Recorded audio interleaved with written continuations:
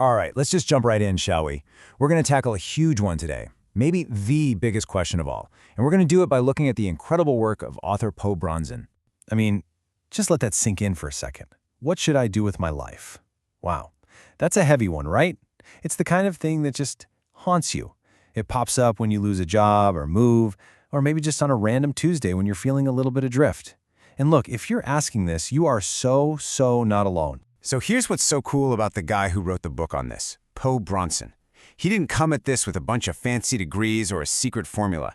He flat out says, I was no expert. He wasn't some guru on a mountaintop. Nope, he was just one of us, a fellow searcher, and his whole mission was to figure this out by just listening to people. You see, for Bronson, this isn't just about what job you should get. It's way deeper. It's the modern version of asking, who am I? In our world, everything's always changing, right? So asking, what should I do, is really our way of trying to find our footing, to figure out who we are and where we fit in. It's an ancient question wearing a brand new outfit. And how did he do it? Well, his method was all about inspiration and imitation. He went out and just collected stories, hundreds of them, the raw, the honest, the sometimes really tough stories from everyday people. And as he listened, as he compared all these different journeys, he started to see these amazing patterns emerge. It was like connecting the dots to see a much bigger picture of how we all find our way. So what's the very first thing he learned from all these stories? Well, it's that pretty much everything we've been told about finding our calling is kind of wrong. We've been sold a bunch of myths. And the number one myth? The idea that we each have this one, single, perfect destiny just waiting for us to discover it. The reality? Oh, it's a lot messier. And honestly, it's a lot more interesting. Now, I say it's a myth, but for a tiny handful of people, it really does seem that simple. I mean, take the Rinpoche, a Tibetan spiritual leader. For this guy, his destiny literally arrived in the mail. Can you even imagine? You check your mailbox and there's a letter from the Dalai Lama. The tagline might as well have been, "Wanted, great spiritual leader, no experience necessary." It's wild, right? But here's the kicker. Even with this path basically handed to him, he was a wreck, full of doubt. It took 4 years for that anxiety to go away. That tells you everything. Even when you're the chosen one, it's still a struggle. But, okay, let's be real. For the rest of us, 99.9% of us, destiny is not showing up in the mail. Sometimes it's hiding a lot closer to home, like literally hiding under the bed. Which brings us to a totally different kind of story, a guy named Noah Goldfader. I mean, Noah was the textbook definition of lost. He'd had 16, count 'em, 16 entry-level jobs in just 8 years. He was searching everywhere. He even saw a career counselor who totally shot down his one true love, golf. He actually asked Bronson, not everybody gets a passion, right? What do you think? And then boom, the light bulb went off. He didn't just love playing golf, he loved helping other people play better golf. And the craziest part of all, he'd been inventing little golf gadgets this whole time and hiding them under his bed. His calling was right there, all along, he just couldn't see it.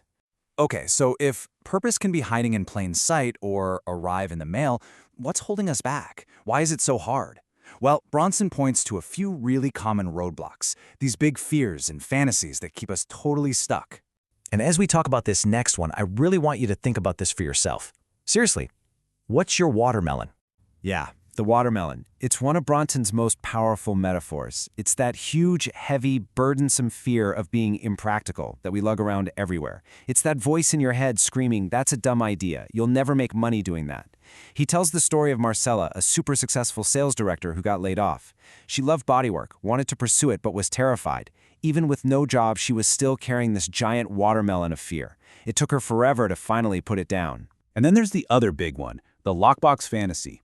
Oh, you know this one. It's the, I'll just suffer through this terrible job for 10 years, make a ton of money, and then I'll finally do what I love.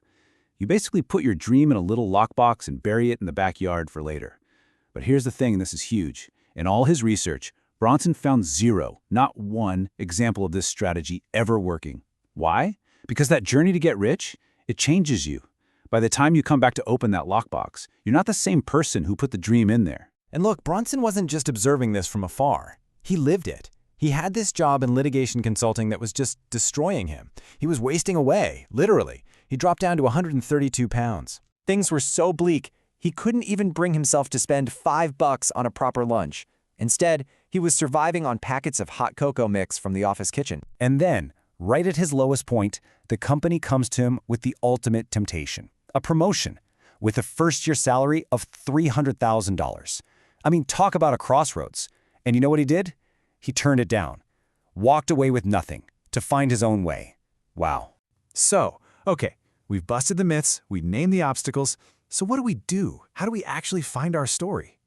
Well, what Bronson discovered is that it's not so much about finding some perfect destination, it's really about changing the way you see. It's a whole new perspective on your own life. He uses this classic parable of the 3 bricklayers to explain it, and it's perfect.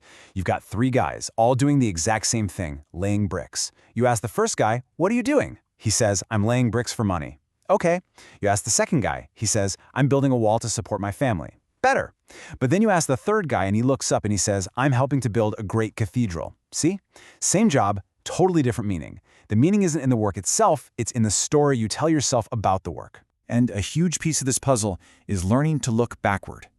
So many of us think our own life story is, too boring or too messy to mean anything. But Bronson had this breakthrough. He said that once he stopped trying to make his past more dramatic or exciting than it was, once he just accepted it, he could finally see how it all connected, how it had shaped him and where it was pointing him.